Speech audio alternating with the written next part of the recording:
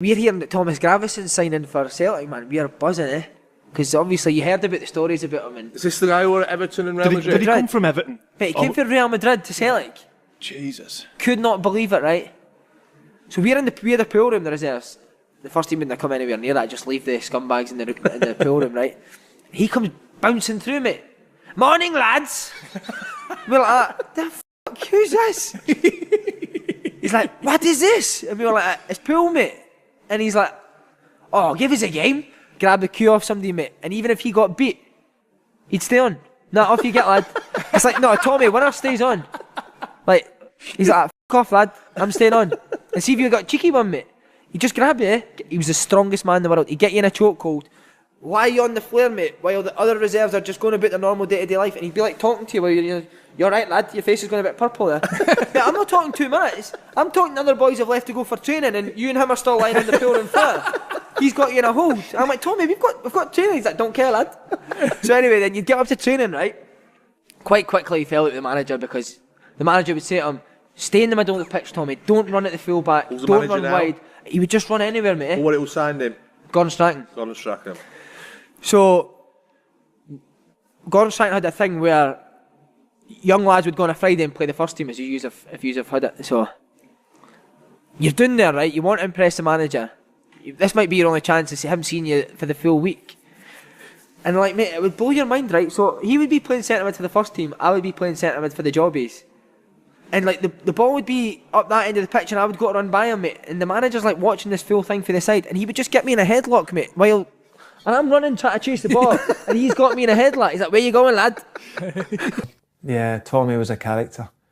It was Walter Archie that actually signed him, and he runs, I can always remember him running on the training pitch his first day, his shorts pulled right up, his t-shirt, muscle t-shirt, and really talented player, but just off the wall. Genuinely just a mad fella, just like good, but just off the wall. And, we did really well. At Everton, he was in that team, and he actually left Everton so our team to go to Real Madrid.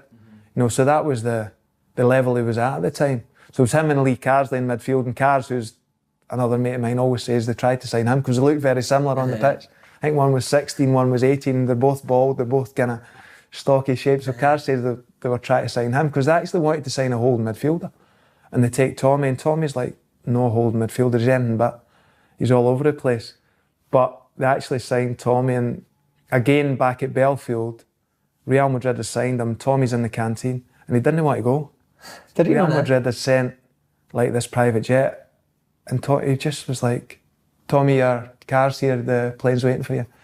And he's like, all right. And he could just tell he didn't want to go. But You love it, Everton. he did, he really enjoyed it. He also chatted all the way through the Old Firm game, mate. He would always be chatting, and he kind of like, he'd always be mate, hey mate. And like I walked to his first Old Firm game, it wasn't my first one. Walked out into the tunnel, and you know what the tunnel's like. Players are scared to look at each other, the television cameras are there, and so I walked out. I don't think I was captain at that time. Walked out, and Tommy's on the opposite side, trying not to look at him.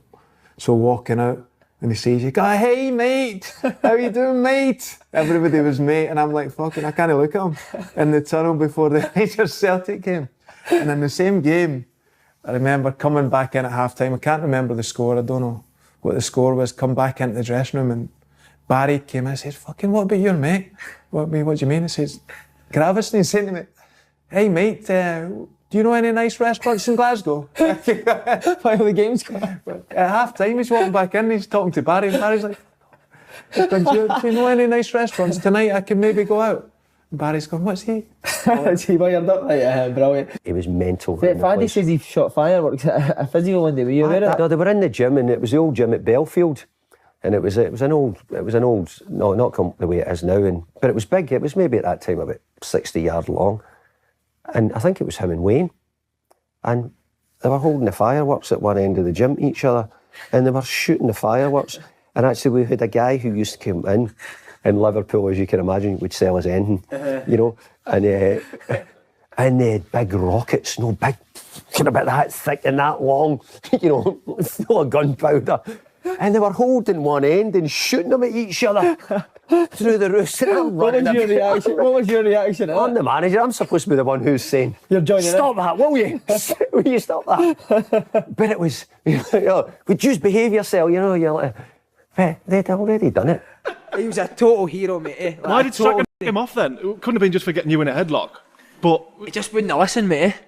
Like everyone called the gaffer, and we'd all be in a room and at breakfast, and the gaffer would walk in, and Tommy I wouldn't even be like going up to him and saying it. He'd sit and be like, "Morning, Gordon," and you're like, "Tommy, what are you doing, man?" he was just 100 mile an hour, mate. Eh?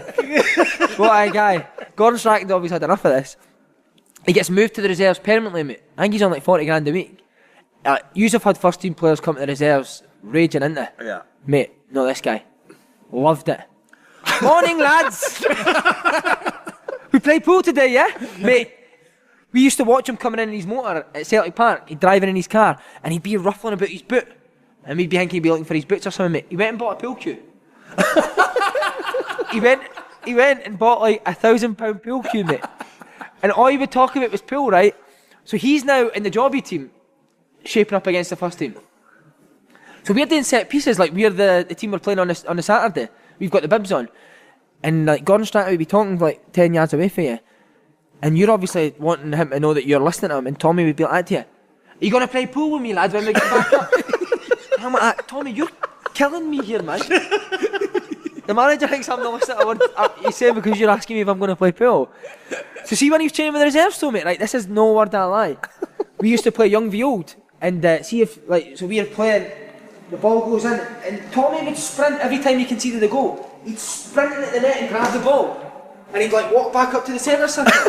What, like Kez? Like the Kez, teaching of Kez? Like my ball basically, right? So he put the ball down.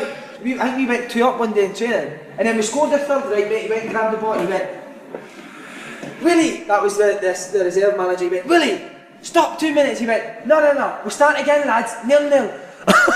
And we were like, Tommy, fuck off, it's 3-0. Mate, that was the sort of stuff he would do. He's like, no, 0-0, we're starting again. See if I went like that to him with that 3-0 game, I'd be like, fuck off Tommy, it's 3-0 us. Stop moaning, lad. Go and work in Sainsbury's if you're not happy. But mate, what a player. Honestly, what a football player. We used to play head tennis. He's the best head tennis player I've ever seen in my life. He was so funny. Like we played Albion Rovers, like which it's like the lowest team in Scotland. And like first team players wouldn't want to play in this game. And he'd sit with us in like the canteen, the reserve team canteen, and Willie McStay would come in, who was the reserve team manager, and he'd be like, right lads, we're playing Albion Rovers tomorrow. Tommy, you don't. What do you mean I don't need to play? I'm playing, lad. I'm coming. Can't wait. Centre mid, I'm on corners, penalties, free kicks. So I'm playing centre mid for him. And he would just wonder, mate. I think this is why he obviously didn't play for the first team. Like, so I'd go and get the ball for the right back and I'd open up to try and just bounce it off my midfield. Mate, and he'd be standing away on the left wing with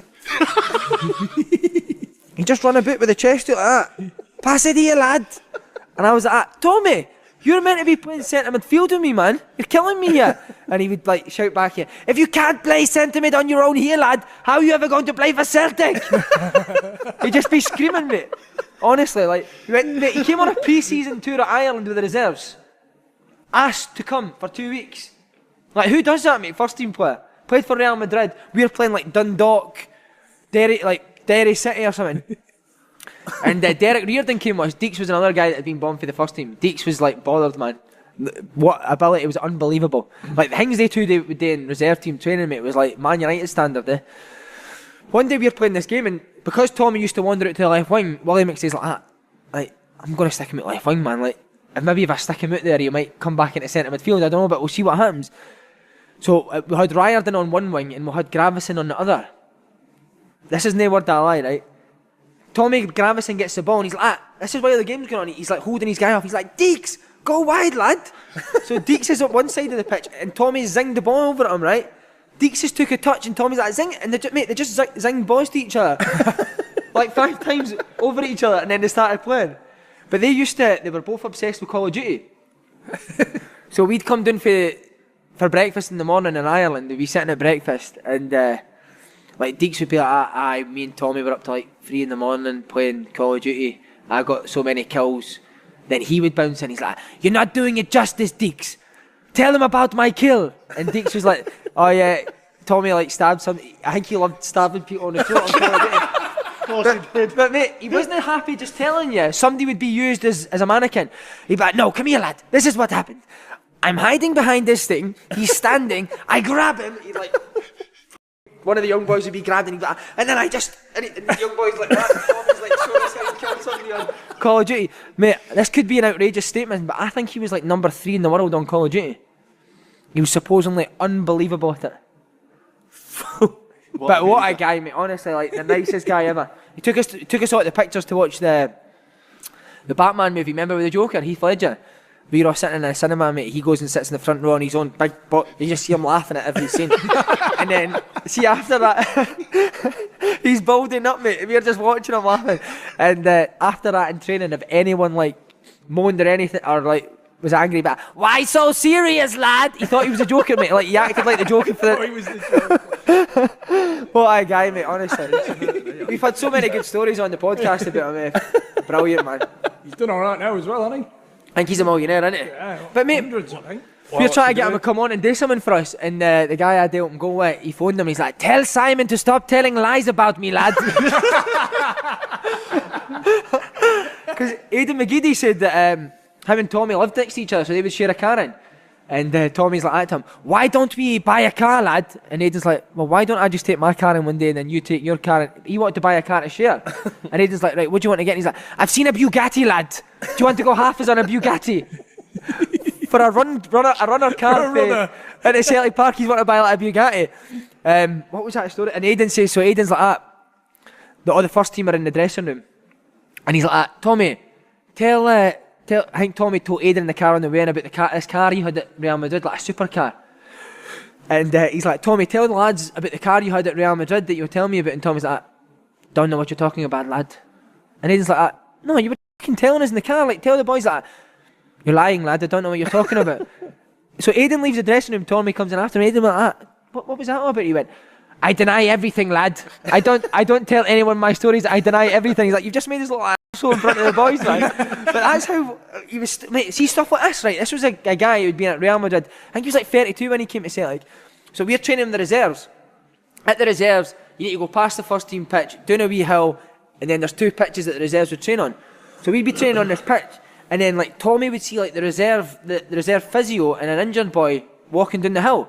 So while he sees this, like while training's going on, mate, he'd go and hide in there was like a bush around the outside of the pitch. Tommy would just patch training off, go and sit, like hide in the bush, knowing that the physio would be coming to run round the pitch with the injured guy.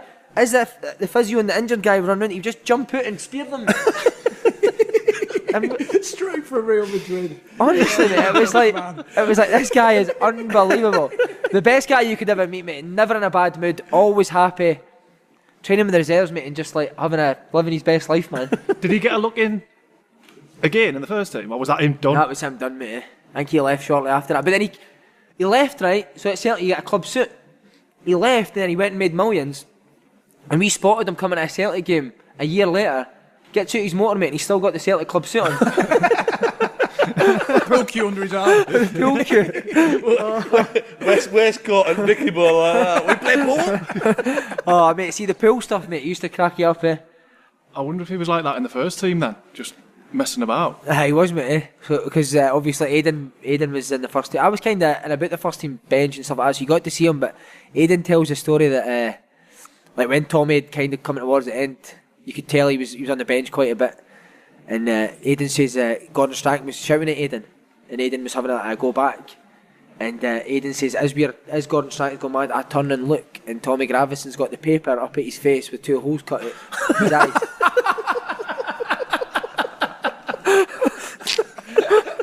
That's sensational, isn't it? Amazing, man. But even when in the game, like we interviewed Barry Ferguson, and Barry Ferguson says that like Celtic and Rangers game, mate, doesn't get any bigger in terms of rivalry. Everyone's proper serious.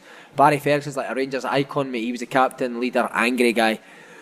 Barry Ferguson says, never forget it, man. Like first half, I'm running about snarling it. He's like, I'm playing against your mate Gravis, and he comes up, he's like, where's good to go in Glasgow for food, lad? In the middle of the Old Firm derby. Sensational, innit? Only him, man. One off. Total one off. I wonder who he'd like at Real Madrid. I'm going to say... You can't see him having Beckham in an headlock, can you? No, remember he flung Robinho a bit. Have you never seen that video? No. Oh, mate, you need to watch. He flings Robinho about the training ground. Honestly, like Robinho does something to him and Tommy boots him, and then Tommy starts battering him on the training ground. Try and get him, mate. He's unbelievable. There's a video of him on YouTube shouting at Zidane as well. Like Zidane's like 5 yards from him, he's like, Zizou! And Zidane's looking at him like that. Oh, I don't know who's responsible for that accent. Something else. Tommy had a better Scouse accent than me. Was he mad there as well? Oh, he was crazy. He was crazy. He's a larger than life character, Tommy. Well, in fact, no, he's probably not. He'd probably be, well, Tommy was, if you don't know Tommy, where Tommy is now sums Tommy up. He's in Las Vegas. And that probably sums him up in a nutshell. Did the lads love him then? Oh, they loved him. Tommy would, he was an enigma. 1 week he would come in a Nissan Micra. And 3 weeks later he'd come in a Porsche Turbo. And I'd go, Tommy, why Micra 1 week, Porsche? He'd go, the Micra lad. He said, it gets me in and around Liverpool and I can park anywhere with it. And I'm looking, I'm going, wow.